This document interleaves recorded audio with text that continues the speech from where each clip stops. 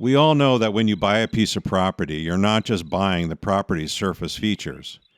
Underneath these features are various layers of rock and soil. And although you can't see them, you know they are there. This is a good way to think about property rights. Your property rights are not visible on the actual land itself, but you know that you now have them. In fact, when you buy a piece of property, you're mostly buying the right to do things on that land. And these rights can be pretty wide-ranging.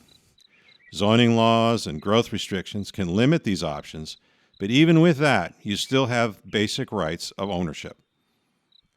Let's take a look at some of the basic rights you have when you own a property. The most obvious right you have is the right of privacy. In other words, you can keep people from going on or using your land without your permission. Another big asset you probably have is the right to develop the property.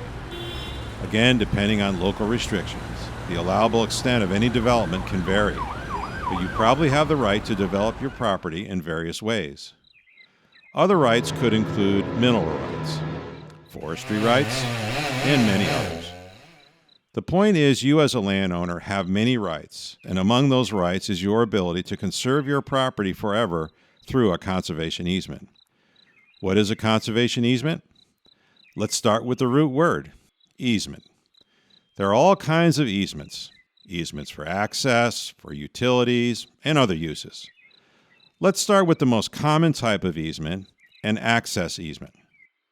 Suppose a neighboring family cannot access the main road from their property.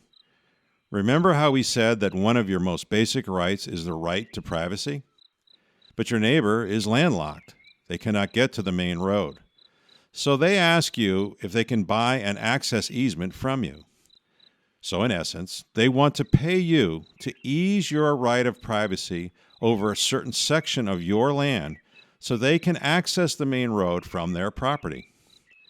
This granting of easement restricts your right to keep your neighbor off of a certain part of your property. After the easement is granted, your neighbor can use the access easement area, let's say, for a driveway.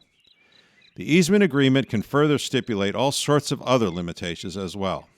Access easements usually involve the payment of some kind, and they follow the property's title, so they will pertain to any other new owner as well. And usually these restrictions and limitations are in perpetuity. Perpetuity means forever.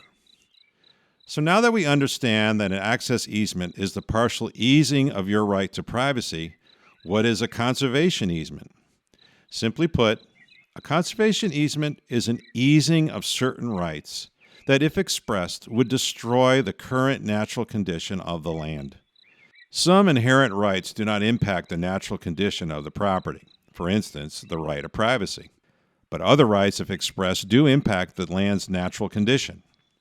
A conservation easement limits or extinguishes the expression of these destructive rights by transferring them to a land trust, who extinguishes them in perpetuity.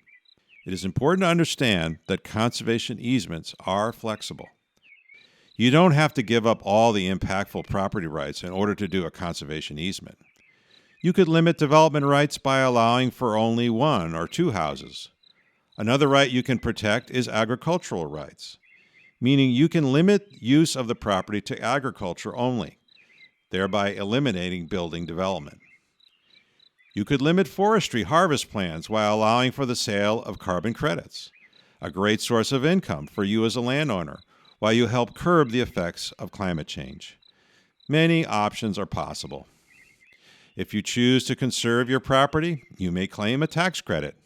You may sell the conservation easement to a land trust, who would then get a grant to pay you for it. There are only 2 requirements that a conservation easement must meet. It must be in perpetuity, and it must be independently enforced. In other words, it must be protected forever, and it must have an independent source of funding for monitoring and enforcement. Most typically, this would be in the form of an endowment. Subsequent episodes in this series on conservation easements will explore endowments, how conservation easements are valued, what conservation values are, and how they can be protected. You have the right to protect your property for yourself and future generations. Contact your local regional land trust, or if you are in California, Contact the Golden State Land Conservancy, who can help you save your land forever. Funds for the Conservation Easements Made Simple series were made available through the California Strategic Growth Council's Sustainable Agricultural Lands Conservation Program, or SALC, in collaboration with the Department of Conservation. SALC is part of Climate Investments, a statewide initiative that puts billions of cap-and-trade dollars to work reducing greenhouse gas emissions, strengthening the economy, and improving public health and the environment, particularly in disadvantaged communities.